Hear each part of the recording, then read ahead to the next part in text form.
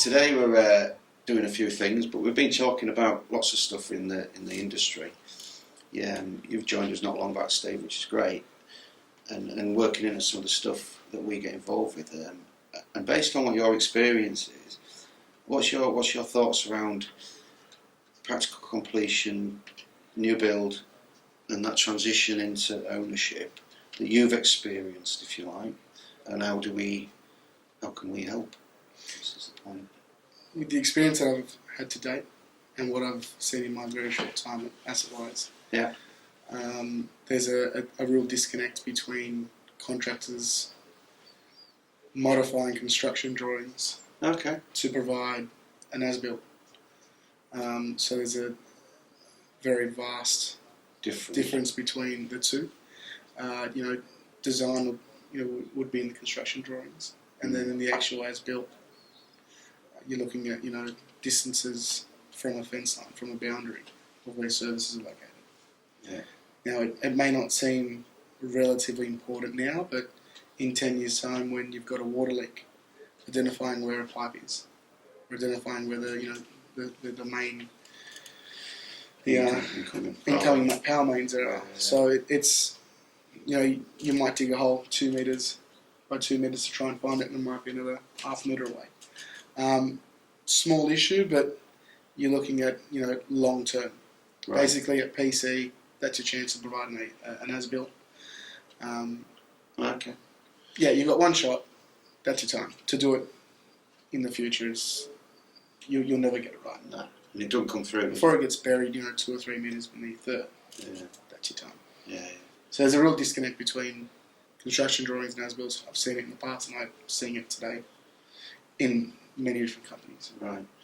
So when you're going to try and run the building based on the as-installed stuff, it's got for construction written on it. Correct. It's not been adjusted. Correct. And it's not been or it is an as-built that's just copied from the construction drawings. Yeah. A bit of laziness there, or a bit of complacency, but it's critical in running a business, running a building 5, 10, 50 years. Yeah. Yeah. Basically, a PC is your time to do it. Yeah. So one of the things we do is PC inspections, and we do review the O&Ms, but I don't think we ever get down to that level of going, is that line right? How do you do that? How do you ensure that that's correct? Well, it have to be surveyed during construction. Yeah. So it's well before PC.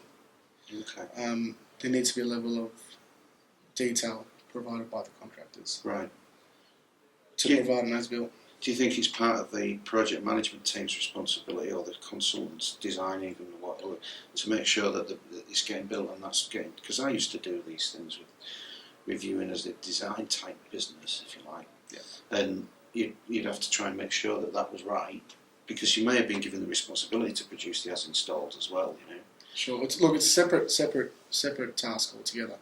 Your design engineers would say, we want a sub-main, or we want main power running 10 metres from a boundary, and you'll get to site and it can't run there because of whatever civil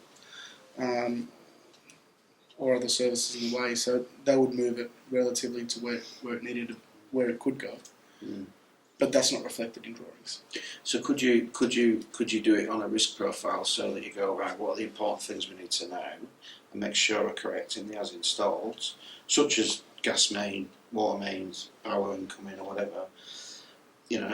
Is it relevant that curve over there, for example, isn't exactly where it is, so that any checks and balances that we may offer isn't totally exhaustive and too expensive to do?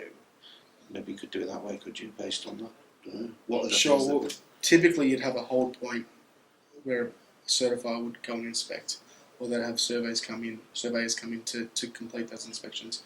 Whether they're being completed or not, whether the surveyors are taking them for a bit of a ride, we don't know at PC. It's a bit too late. It's too late. But it is a critical part, and it's buried beneath a 200mm slab of concrete. It's buried beneath another 2 or 3 metres of spoil of dirt.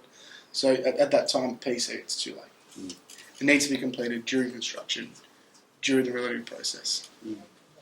It's interesting, isn't it? Because you generally go out in at stated points in the process, and that's what people, both based on what you're saying, that expectation maybe needs to change a little bit just to help manage that before. I don't know. It's a tricky. Well, it one. could be that the contractor, the head contractor, is held responsible. Yeah. For a period of 5, 10 years in contracts. Right. Yeah. To say, with Well, I don't think it would happen. But it's a fair point. It's a gap in the information, isn't it? It's interesting. I wonder what happened. I've never seen anybody offer that. I don't mean offer it. It's getting involved at different parts, and it's on the responsibility of the contractor. We get involved at PC because that's when everybody thinks that's what you've got to do. Well, that's getting down to micro detail. Yeah. Whether it's the level of service or data or details that they want, that the landlord would want. Who knows? But it is critical, long term. Causes problems later, eh? Definitely. Interesting.